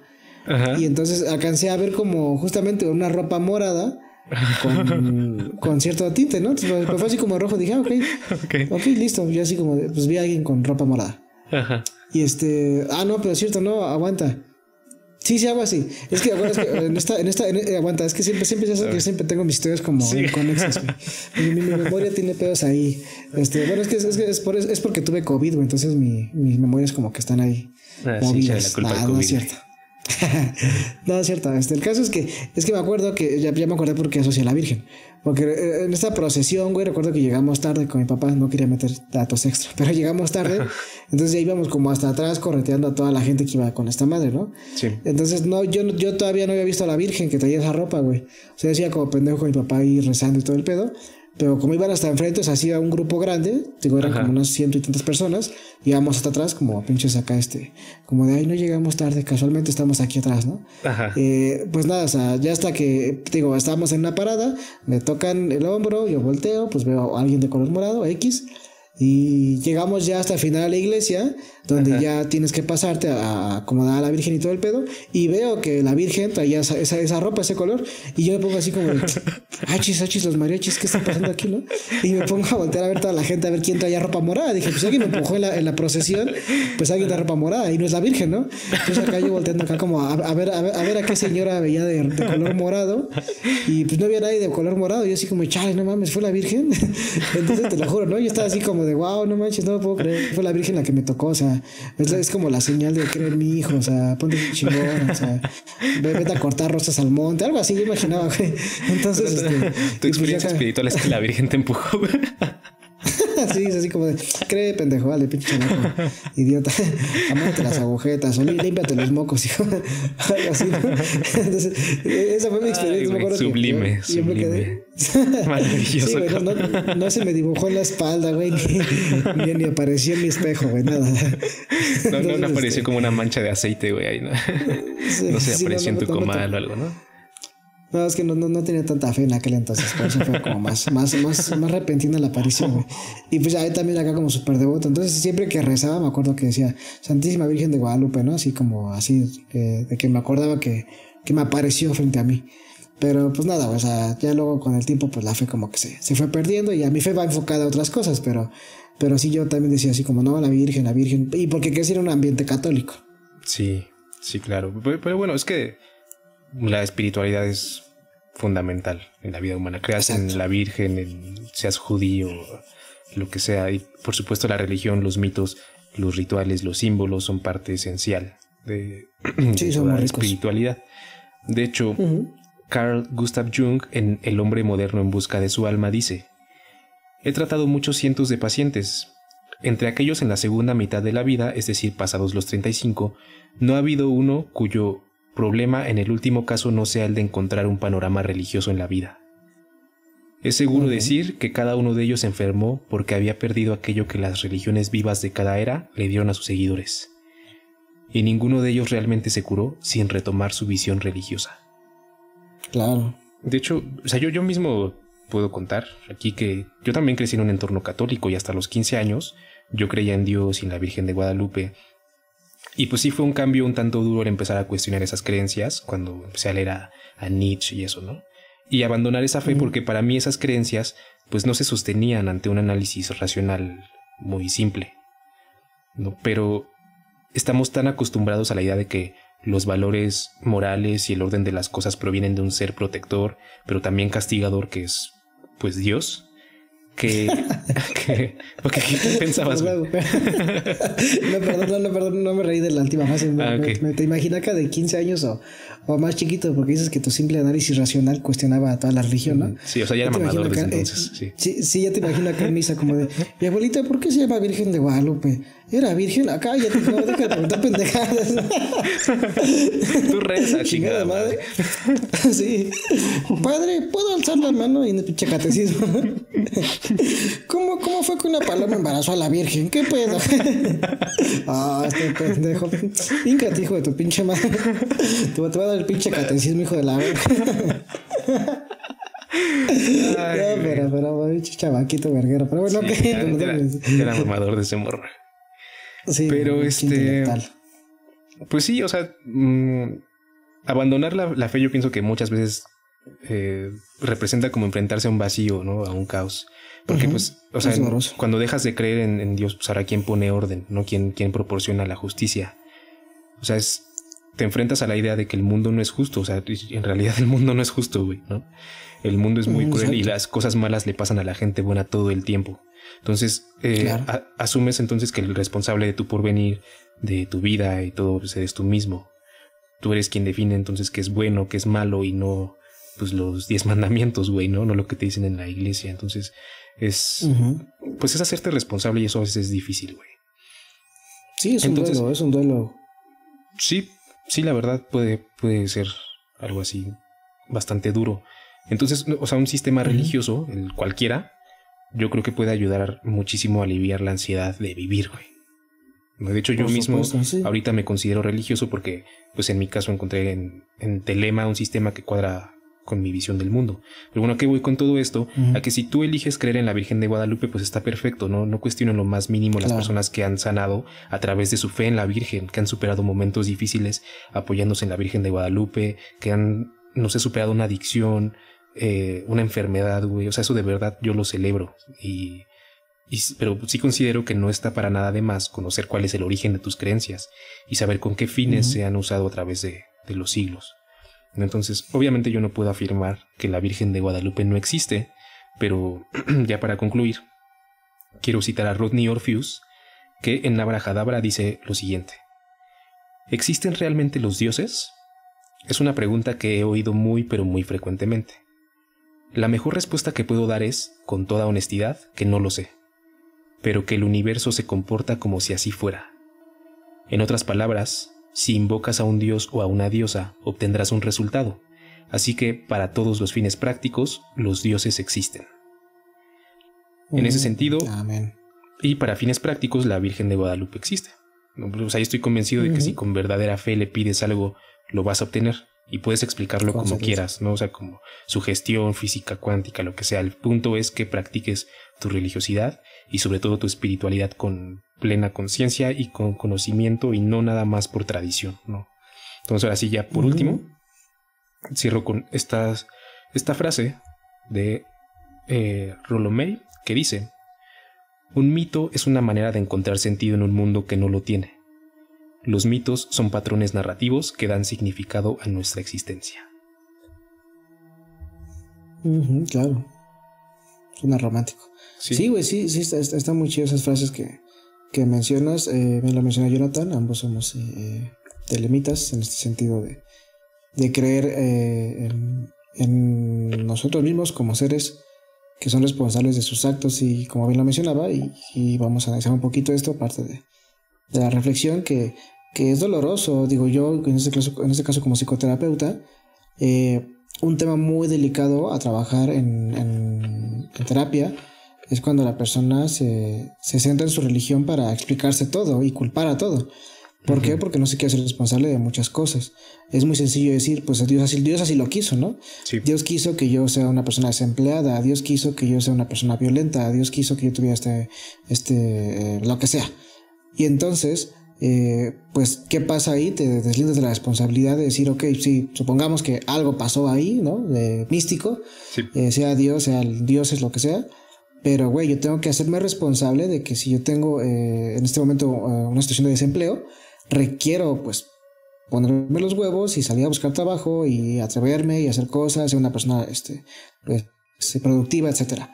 Sí. Si yo soy una persona violenta en mi casa porque pues viví una familia alcohólica, bueno, tengo un papá alcohólico que me maltrataba, que violentaba, que golpeaba a mi mamá, que yo crecí con todos esos patrones, y pues es que Dios así lo quiso, pues güey, o sea, ok, sí, al final de cuentas pasó, pero ¿qué voy a hacer yo para romper dichos patrones con mi familia? Porque esos patrones suelen repetirse. Entonces, a veces el invitar a la responsabilidad desde lo racional suele ser peligroso.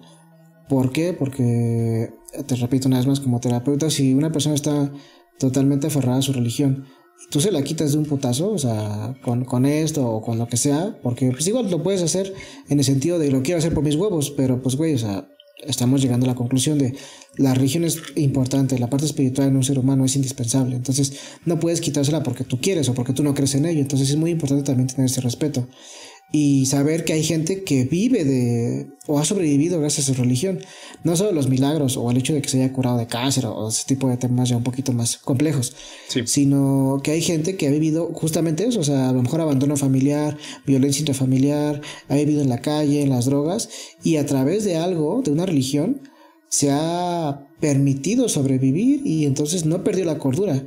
Y entonces si eso lo ha mantenido pues estable dentro de lo que cabe, y llegó a un punto en su vida en el que pues eso es lo que lo mantiene con vida, esa fe, si tú se la quitas, literalmente le quitas todo el mundo, y bueno, pues no es agradable para esa persona caer otra vez en un vicio. Entonces son muchas cuestiones muy polémicas, y también no pude evitar analizar todo lo que contabas de cómo se creó este mito de la Virgen o esta cultura o esta religión desde la perspectiva que se maneja en 1984, güey, de Orwell.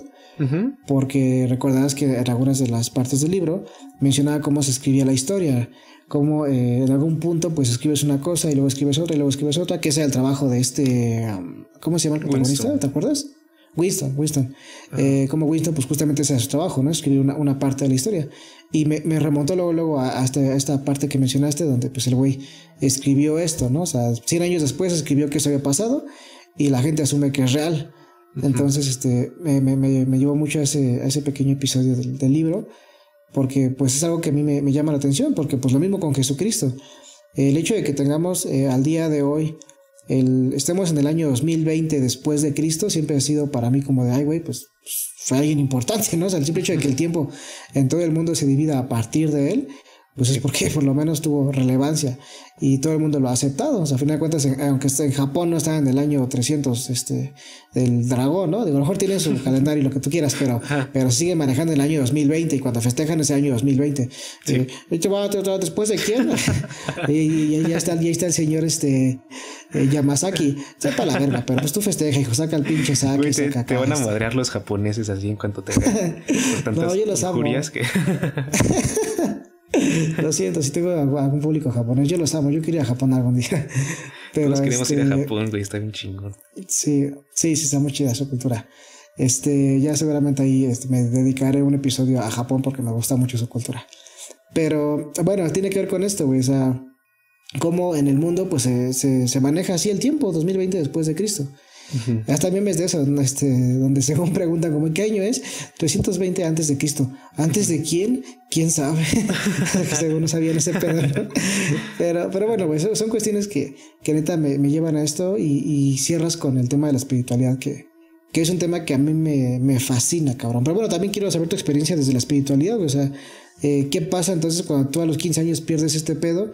Y porque Telema lo conociste años después, no lo conociste a los 15 años, ¿no, cabrón? Sí, efectivamente. Y sí, yo sí pienso que Telema vino a llenar un vacío en mi ser. Uh-huh. Porque creo que es un problema no nada más individual, o sea, también creo que ya es social. Como mencionaba al principio, el mundo está perdiendo gradualmente su religiosidad a causa de las revoluciones tecnológicas, científicas, a raíz pues de las cuestiones políticas. No, eso no necesariamente es malo. De hecho, se asocia que esta pérdida de la religiosidad se da más en países prósperos, ¿no? Tecnológicamente avanzados, menos corruptos. Pero sí existe esta cuestión. La verdad es que no podemos negar que hay un vacío espiritual y emocional en la mayoría de nosotros, ¿no?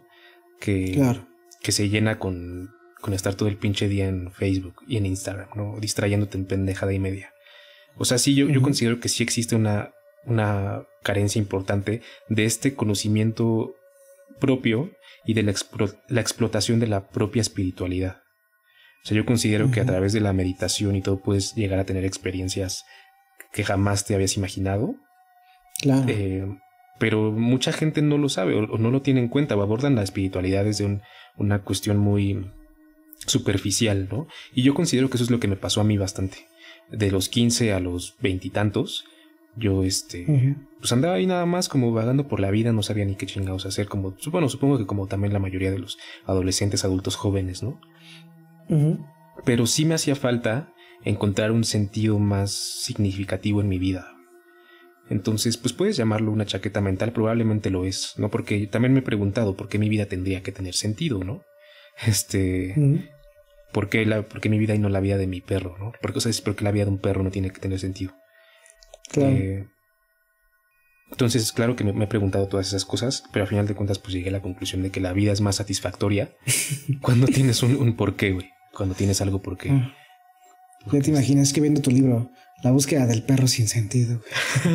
¿Tienes ese libro? No me sé. Víctor Frankl. Es un psicólogo, ¿no? Sí, Víctor Frankl, sí. El perro en busca de sentido. French Poodle. Sí, bueno, perdón. Sí. Okay. Pero, pues, sí, es muy cierto.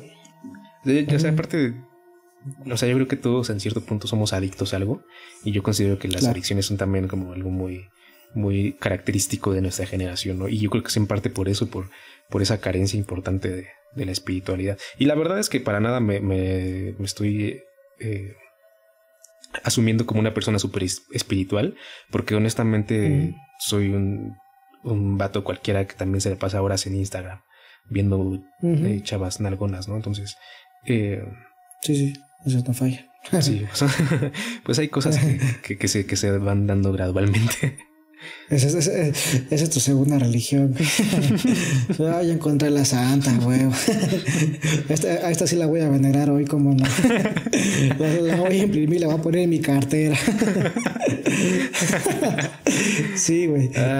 No, sí es interesante lo que mencionas porque lo mismo, güey, también en un punto, por ejemplo, hablamos de esta pérdida de la espiritualidad, que si bien tiene que ver con todo este avance tecnológico que mencionas, yo también cuestioné mucho la espiritualidad impuesta, que fue el catolicismo, güey. Sí. Porque neta que era impuesto, o sea, a pesar de que ya está normalizado el catolicismo, mis familias, una pues era así como de, si quieres rezar, reza, ¿no? O sea, me vale verga.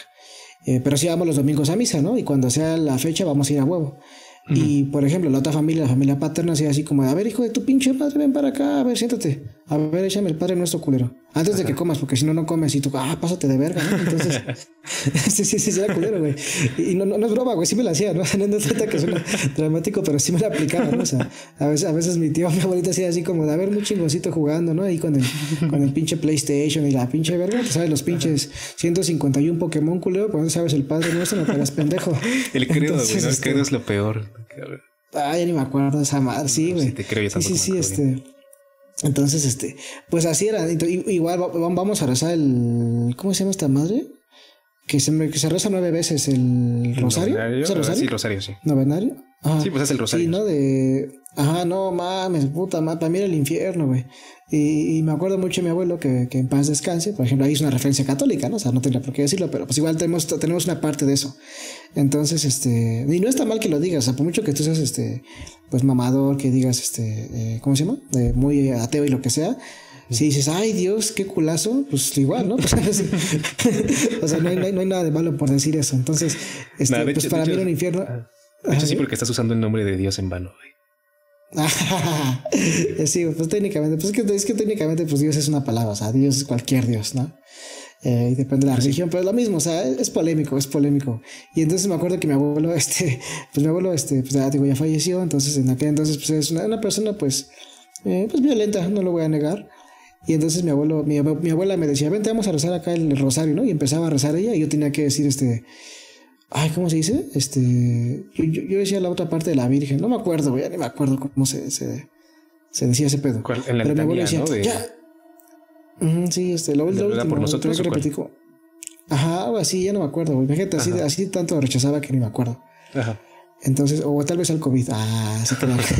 Entonces, les digo que mi abuelo se emputaba y decía, ya chingada madre, deja el chamaco, déjalo jugar, vale verga, que no sé qué, deja tú con tu religión y la chingada, ¿no? Ajá. Pero pues igual mi abuelo siempre iba a misa y se hincaba y todo el pedo, pero pues, o sea, todo ese pedo.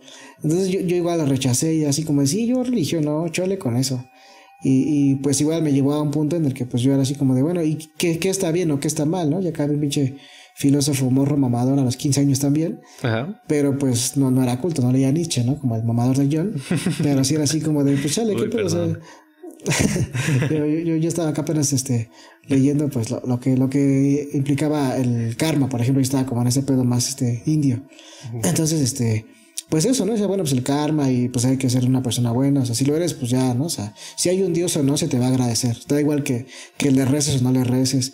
Y pues nada, o sea, a final de cuentas, el encontrarte en una espiritualidad saludable que cuadre con tu estilo de vida es una experiencia muy agradable, muy bonita, muy llenadora, como dijo John. Y ambos encontramos en Telema pues gran parte de eso, ¿no? Como amigos, o sea, no es como que nos uniéramos por eso, o sea, fue muy cagado cómo llegamos a ese punto, pero nos parece maravilloso y lo vivimos desde ese punto y meditamos y nos besamos. Espera, ¿qué? Eso no lo dije, ¿verdad? No es cierto, no nos besamos. Pero no, sí es una práctica muy chida. Nos hemos dado como a veces a la tarea como de, a ver, güey, vamos a avanzar, vamos a leer un libro, vamos a hacer esto, dime cómo te fue tu meditación. O sea, está muy chingón vivirte desde la espiritualidad. Entonces, imagínense que ya lo dijimos en el episodio anterior de Mitos y Leyendas, irte a la basílica, o sea, irte a la peregrinación y platicar y cotorrear y vivir tu experiencia y contarla. Wow, qué chingón. Y lo vamos a hacer próximamente, ya lo dijimos. Entonces, neta que una espiritualidad sana es una puta joya. Sí, yo creo que parte de tener esa espiritualidad sana implica conocer lo que estás haciendo, ¿no? Básicamente. O sea... sí, claro, sí. Si eres católico, pues saber qué dice la Biblia, ¿no? ¿Quién la escribió? ¿En qué momento? ¿Cuántas modificaciones ha sufrido? ¿Cuántas cosas se han perdido en la traducción? Si crees en la Virgen de Guadalupe, no está de más saber un poco sobre su origen. ¿no? Y si eliges seguir creyendo porque es una figura que te representa, que te llena, pero, o sea, digo, después de conocer todo esto, ¿no? Porque obviamente no tampoco se tiene que tomar lo que dijimos aquí como un hecho para nada. Porque de hecho, como decía al principio del episodio, muchas cosas se tuvieron que quedar fuera porque es un tema inmenso, güey. Inmenso. Entonces hay otras visiones también con respecto al milagro de la Virgen de Guadalupe. Para nada estamos diciendo que esto sea la verdad absoluta. Es más, lo que nos inclinamos a, bueno, al menos lo que yo me inclino a razonar con respecto a este tema. Pero si incluso después de conocer todo esto y de leer mucho y de ponderar las diferentes posiciones, sigues creyendo en la Virgen de Guadalupe porque es una figura simbólica, significativa para ti, que te llena y que te curó y que te sacó de una depresión, lo que sea, de verdad felicidades y yo bendigo a esa figura. Y no hay nada de malo en absoluto en creer en lo que tú quieras, pero no está de más saber lo que estás haciendo, güey, ¿no? Y conocer, sí, exacto, sí. por qué lo estás practicando y de dónde viene. Yo estoy consciente que Aleister Crowley era en muchos sentidos una persona despreciable, ¿no? Yo estoy consciente que realizó cosas que son muy cuestionables, muy cuestionables, muy cochinas, ¿no? Sí, el fisgón morbosón le dirían por ahí, pero pero bueno, o sea, elijo creer porque la doctrina como tal del lema pues me llena. Y lo mismo puede ser con cualquier otra en absoluto, ¿no? Cualquiera de estas corrientes New Age, o si quieres Wicca, magia caos, o si quieres ser judío, o si quieres profesar la religión de la antigua Grecia, lo que sea. La cuestión es que explores tu espiritualidad con plena conciencia, con plena responsabilidad y que no te pierdas esa experiencia. Sin dañar a otros. Sí, sin dañar a otros, exacto. También. Sí, no, esos pinche rituales satánicos acá, mamalones. Sí, güey, sí, también. No sé si ya son mamadas, güey. Sí. Pero sí es muy importante que lo acotes, qué bueno que lo mencionas. Pero sí, la verdad es que la espiritualidad es una experiencia muy cañona que puedes realizar tú solo, ¿no? Desde tu casa meditando y todo. Y puedes realizar en pareja la Sex Magic de Thelema, es algo que también es increíble. Entonces, pues son cosas que bueno, yo les recomendaría. O sea, mucha gente quiere viajar y tener dinero y todo, ¿no? Pero pues en mi resumen, mi conclusión ya para este episodio es que dentro de ti están las experiencias más cabronas que te puedas imaginar y esas no se pueden comprar, güey. Y esas las tienes que cultivar día con día y es una chamba, ¿no? Y todo, pero es increíble ese pedo y no te lo puedes perder de verdad. Sí, no. Sí, no, yo también quiero cerrar con esto que es vivirse de la espiritualidad, igual como una persona que ha estado en búsqueda de ello y lo mismo, o sea, es algo que me acuerdo que no sé si te acuerdas tú, güey, en la primer clase de un profesor muy guapetón, rockerón, super ligador, ¿sí? que tuvimos en la universidad, nos puso un documental, güey, que se llama...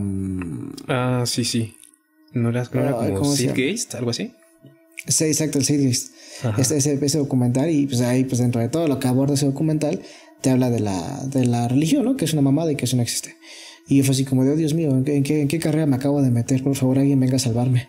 Entonces, pues me sentí así, ¿no? Dije, bueno, soy un psicólogo, soy responsable, soy un científico y debo de dejar de lado la religión. Pues el clásico discurso pendejo, ¿no? Como de, no lo salvó Dios, lo salvé yo, ¿no? O sea, si no se suicidó, pues es porque me di la tarea de estudiar tantos años para poderle brindar las herramientas para que no se suicide. Sí. O diría un médico, o sea, pues este güey se salvó porque pues yo lo operé y le supe, estudié 25 años de medicina para poderle operar bien el corazón y que no se muriera en la puta cama, ¿no? Entonces no te salvó Dios, culero, te salvé yo. Sí. Pero pues también es un tanto egocéntrico, ¿no? Pero el caso es entender que pues no puedes cuestionar la religión de la gente, o sea, da igual si crees o no. El caso es que tengas esa visión de respeto quizás, y como científico pues lo mismo, o sea, les repito, yo como psicoterapeuta jamás cuestionar o romper la religión de alguien. Y entonces me acuerdo que en ese punto pues igual estaba como en ese duelo de sí creo o no creo, la chingada. Hasta tenemos ahí un personaje que no voy a hablar mucho de él porque no me gusta perder tiempo con él, pero que rompe esta idea y utiliza su religión todavía como para violentar a las personas a través de sus ideas, ¿no? Pasa, entonces, y utilizando la psicología también, es que la fusiona por ahí, ¿no? En su pinche chaqueta mental. Sí. Y eso sí está culero. Porque neta es desconocer o querer ver lo que tú quieres a huevo. Entonces eso es lo que estamos cerrando. O sea, si quieres creer en la Virgen y a pesar de que ya escuchaste todo esto, o si tú quieres investigar más, no siempre te quedes con lo primero que lees, porque a veces nos quedamos con lo que queremos escuchar. Sí. Así como de, no, aquí dice que sí existió, aquí dice que sí fue Juan Diego, aquí dice que ese güey no comía peyote, ¿no? O sea, porque me acuerdo que también es una explicación que me daba, ¿no? Un tío me dijo, era un pinche drogadicto que subía a chupar peyote y que ya casualmente vino con la Virgen, nada más, pinche drogadicto. Entonces, pues eso, o sea, la idea es neta, escucha quizás lo que quieres escuchar también, pero abre tu panorama, o sea, eso siempre como la idea general. Y me gustó mucho el tema, estuvo muy chido, muy perro.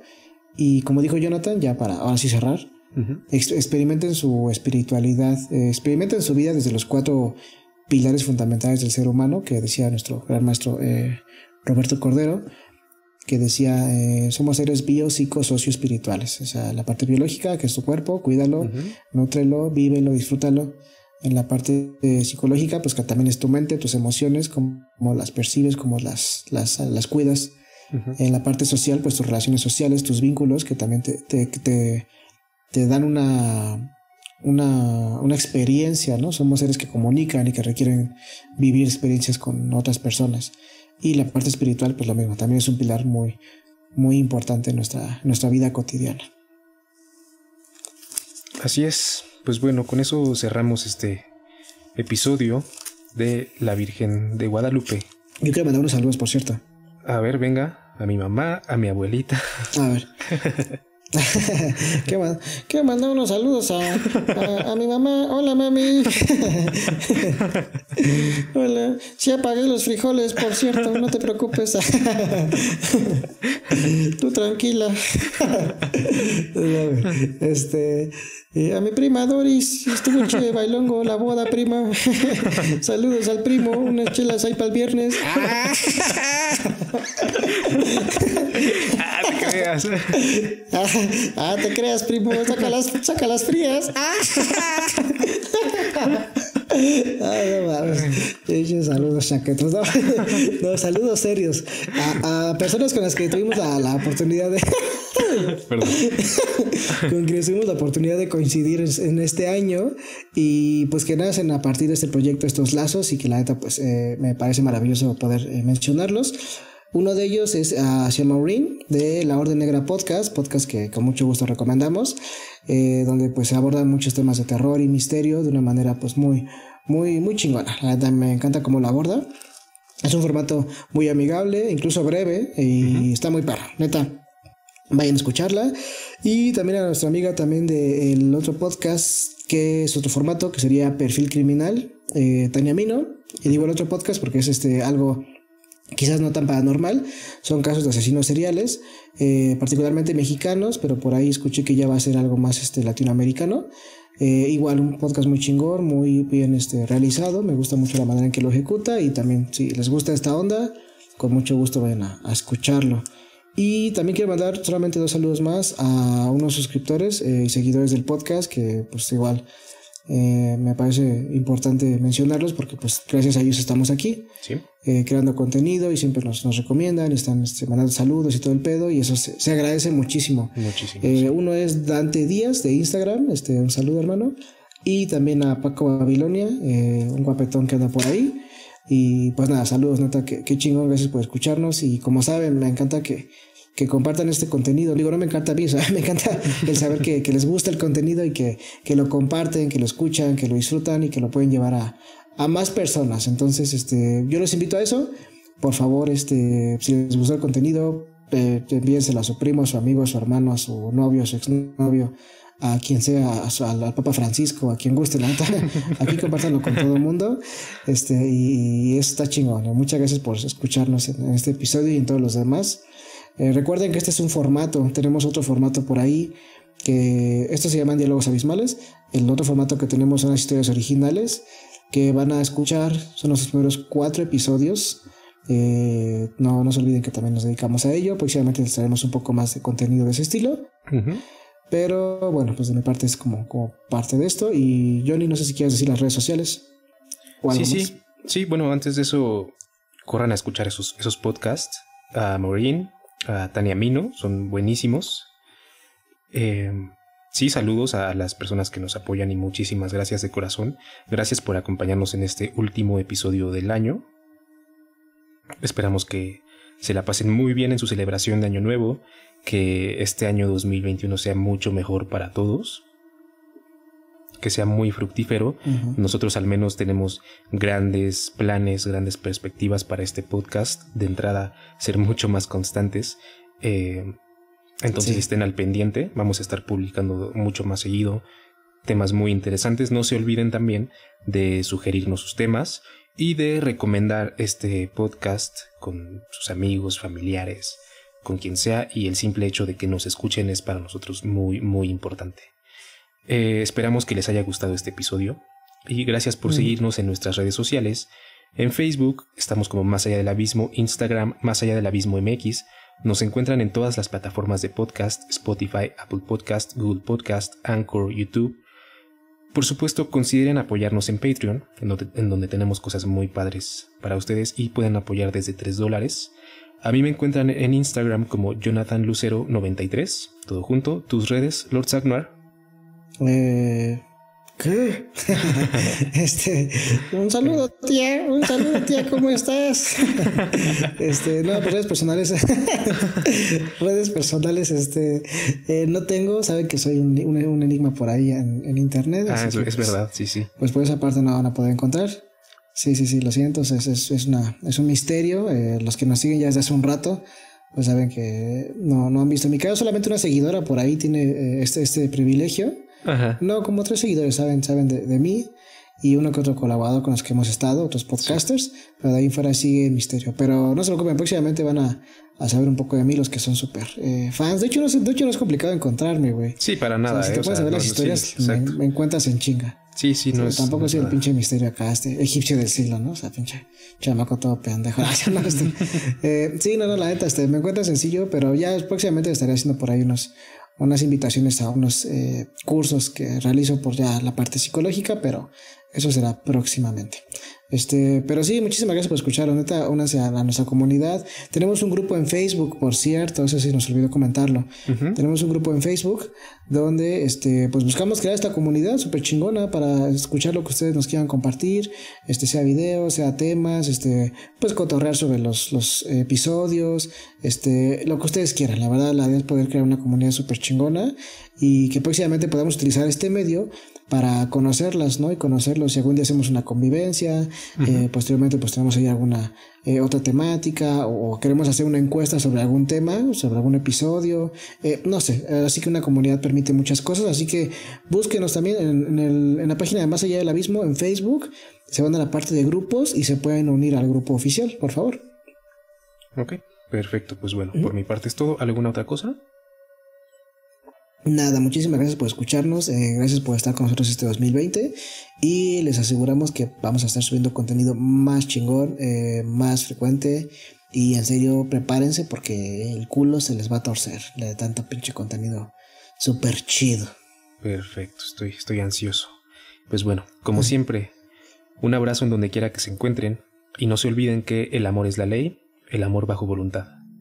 Nos escuchamos muy pronto.